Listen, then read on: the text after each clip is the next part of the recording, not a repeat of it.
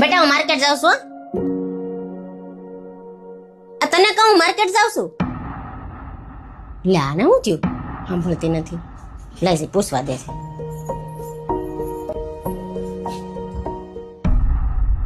હા મમ્મી, તમે હમણાં મને કઈ કીધું? બેટા શું થયું છે તને? ક્યારની હું હાથ પાડું છું, સાંભળતી નથી. કઈ હોય તો મને કહેજો. બેટા આવતા અઠવાડિયે તારા લગ્ન છે, તને કઈ મૂંઝવણ હોય, કઈ પ્રશ્ન હોય તો મને કહેજો. તને કોઈ કઈ કીધું? ના મમ્મી, મને એવું કોઈ કઈ નથી કીધું. તો તું કેમ મૂંઝાયેલી બેઠી છો? તું મને કઈ કે તો ખબર પડે ને બેટા.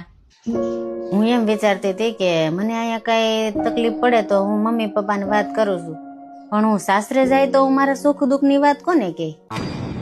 ત્યાં તો મમ્મી પપ્પા નહીં હોય ને. અરે બેટા, આટલી નાની વાતમાં મૂંઝાવાનું હોય? અત્યારે અમે તારા મા બાપ છીએ, પછી તું લગ્ન કરીને સાસરે જઈશ ને ત્યારે સાસુ સસરા ઈ જ તારા માવતર છે. હું તો મારા સાસુ સસરાને મમ્મી પપ્પા માની લે, પણ ઈ શું મને દીકરીની જેમ રાખશે? કેમ ન રાખે બેટા? તું એની દીકરી બનીને રહીશ ને તો એ તારા માવતર બનીને જ રહે. પણ મમ્મી, મેં તો એવું સાંભળ્યું છે કે બધી હાહુ એન વહુને કેટલું ખીજાતા હોય, મેણા ટોણા મારતા હોય, ટક ટક કરતા હોય. ઈ વાત તો તારી સાચી છે બેટા. સાસુઓ વહુને ખીજાય છે એવી રીતે માં પણ દીકરીને ખીજાય જ છે ને. પણ જયારે માં દીકરીને ખીજાય ને ત્યારે દીકરીને ખોટું નથી લાગતું, પણ સાસુ વહુને ખીજાય ને તો વહુને તરત ખોટું લાગી જાય છે. તમે એને માં સમજો છો તો ખોટું શું કામ લગાડો છો? જો માં આપને ખીજાય ને આપણે સારા માટે જ ખીજાય છે, એમ તમારા સાસુ તમને ખીજાય ને તો એ તમારા સારા માટે જ ખીજાય છે. મમ્મી, તમારી વાત તો સાચી છે. આટલી વાતમાં ચિંતા કરતી હતી દીકરા. જો તું તારી સાસુને માં માનીશ ને તો એ પણ તને દીકરી જ માનશે, પછી તું આ માને પણ ભૂલી જઈશ. એ હું તમને શું કહું? વેવાણ નો ફોન આવ્યો હતો કે લગ્ન નજીક આવી ગયા છે તો ખરીદી કરવા જાવું છે, એમ તો દીકરીને મોકલજો. હા તો વાંધો નહીં, અત્યારે સમય પ્રમાણે અમે બધા જાય જ છે ને, એમાં શું વાંધો? કાંઈ નહીં, ભલે જાય. આ તો મેં કીધું તમને પૂછી લઉં એમ. તો હારું, હું વેવાણને ફોન કરી દઉં છું કે તેડી જાજો, ખરીદી કરવા આવશે. હા વાંધો નહીં, હું હમણાં બહારથી આવું, થોડુંક કામ છે, અને તું દીકરીને વાત કરી દેજે. હા તો વાંધો નહીં. હા ઉભી રહે તો બેટા. હા બોલો ને મમ્મી, ક્યાં બહાર જાશો? મારા બેનપણી પાસે જાવશો? આવું હમણાં. બેનપણી પાસે પછી જાય છે, અહીંયા હાલ તો મારે થોડુંક તારું કામ છે.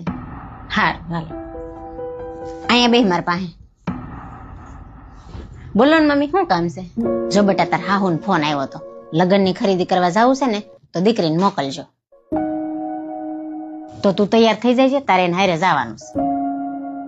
મારે તને છે ને એટલું કેવું છે કે અત્યારનો સમય છે ને દેખા દેખીનો છે, પણ આપણે એવું નથી કરવાનું. અત્યારે છોકરીઓ મોટે ભાગે શું કરે છે કે એની એકા બીજી બેનપણીઓને દેખા દેખીનો વદાડ કરે. મારી બેનપણીને જો 10,000 ની હાડી આવી, મારી બેનપણીને જો લાંબો લાંબો હાર આવ્યો, કેટલી મોંઘી કટલેરી આવી, હું આવું લેવરાવી. પણ આપણે એવું નથી કરવાનું.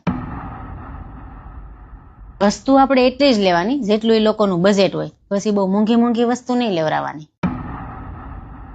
પછી તમે મોંઘી મોંઘી વસ્તુ લેવડાવો અને એ લઈ દે, એનું બજેટ ન હોય તોય તમને લઈ દે, એ ના ન પાડે, કારણ કે એને બીક હોય કે અમારા છોકરાને હગાઈ તૂટી જાય તો. એટલે એ લોકો બિચારા મૂંઝાય. એટલે આપણે એવું કામ નથી કરવાનું, સમજી વિચારીને બધી વસ્તુ લેવાની છે. હારું મમ્મી, હું કોઈનું પણ જોઈને કે મારા બેનપણીનું જોઈને વદાડ નહીં કરું. અને મમ્મી, એ લોકોનું જેટલું બજેટ હશે ને અને એ લોકો જેટલું મને કહે ને એટલું જ હું લઈ, હું વધારાનું કાંઈ નહીં લઉં. તો આ વાત ઉપર તમારું શું કેવું છે મિત્રો? કોમેન્ટ જરૂર કરજો. અને જો તમને આ વિડીયો ગમ્યો હોય ને તો 10 પરિવારોને મોકલી દેજો. મમ્મી, લે મારી દીકરી એવી કેમ આમ અચાનક કઈ ફોન બોન કાંઈ નહીં, ન્યા ઉભી છો? અહીંયા આવી. લે મારી દીકરીએ ખરો તડકો લીધો. બેજા બેજા થાકી ગઈ છે. કેમ છે બેટા, તબિયત પાણી તો સારા છે ને? હા મમ્મી, સારા છો. અને તમે હું હામું જોઈને બેઠા છો ક્યારના? આ દીકરી તડકાની આવી છે, ટાઢું પાણી ભરી આવો જાઓ. હા ભરતો આવું.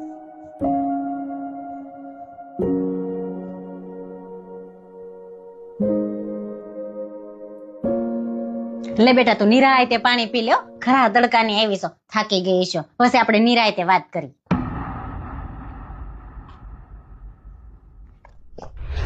હવે તું મને કે, તું અચાનક આવીને પડેલું મોઢું જોઈને ત્યાંથી જ મને ખબર પડી ગઈ હતી કાંઈક થયું છે.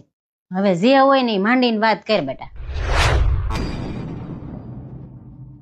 તને જે થયું એની મને કે, હું તારી માં છું, તને જોઈને જ બધી મને ખબર પડી જાય કે મારી દીકરી મુશ્કેલીમાં છે. તને કોઈ કઈ કીધું? તાર હાહુએ તને કઈ કીધું? તને કાંઈ દુઃખ કે મુશ્કેલી પડે ને તો તાર ગમે ત્યારે વિયાય છે. હજી તારા મા બાપ બેઠા છે અને અહીંયા તને કોઈ કઈ કે ને તો જવાબદારી મારી. ના ના મમ્મી, એવું કાંઈ નથી. અને પરિવાર હોય ત્યાં તો નાના મોટા ઝઘડા થાય રાખે, એમાં હું ઝઘડા થાય રાખે એટલે ઝઘડા કરવા હોય તો એ ભલે બધા અંદરો અંદર કર્યા રાખે, તારી એરે નહીં. અને તારી એરે ઝઘડો કરે ને તો તું જરાય બીતી નહીં હો. તારી માં આજે બેઠી છે, હું બધાને પૂગી જાય, તાર હાહુ ને પૂગી જાય. મમ્મી મારે અહીંયા કેમ આવું? કદાચ જો હું આવું ને ભાભીને ન ગમે તો? અરે તાર ભાભીને ગમે કે ન ગમે, આ એના બાપાનું ઘર થોડુંક છે, આ તો મારું ઘર છે. અને તારે જરાય કોઈનાથી બીવા નથી, હું બેઠી છું ને. ગમે ત્યારે તકલીફ પડે ને તું તાર અડધી રાતે વિયાય છે, તારી માં આજે બેઠી છે. પેલી તું હું બોલે છે તને ભાન છે? તું દીકરીને હું શિખામણ આપે છે તને ખબર છે? એટલે તમે કેવા હું માંગો છો? તું દીકરીનું ઘર ભાંગવા બેઠી છો. દીકરીને આવી સલાહ અપાય કે બેટા તારે દુઃખ પડે ને તો અડધી રાતે વી આવજે, હજી તારા મા બાપ જીવે છે. દીકરીને છે ને આવી રીતે ન કહેવાય. તો બીજું શું કેવું મારે એને? દીકરી બિચારી તકલીફ પડે તેના મા બાપ ની ઘરે ન જાય, બીજે ક્યાં જાય? અરે દીકરીને એવી સલાહ આપો કે ક્યારે એક હાથે તાળી નથી પડતી, બે હાથે જ પડે છે. જીવનમાં થોડુંક જતું કરવાનું રાખો અને થોડુંક સહન કરવાનું પણ રાખો, તો જ આ સંસાર રૂપી ગાડું ચાલે. અરે ભગવાન જેવા ભગવાનને પણ દુઃખ પડ્યું હતું ને આપણે તો સામાન્ય મનુષ્ય છીએ, દુઃખ તો પડે જ ને. એટલે છે ને થોડુંક સહન કરવાનું પણ રાખો. તો મિત્રો આ વિડીયો તમને કેવો લાગ્યો કોમેન્ટમાં જરૂર કહેજો. અને આ વિડીયો જો સારો લાગ્યો હોય તો 10 પરિવારને મોકલી દેજો.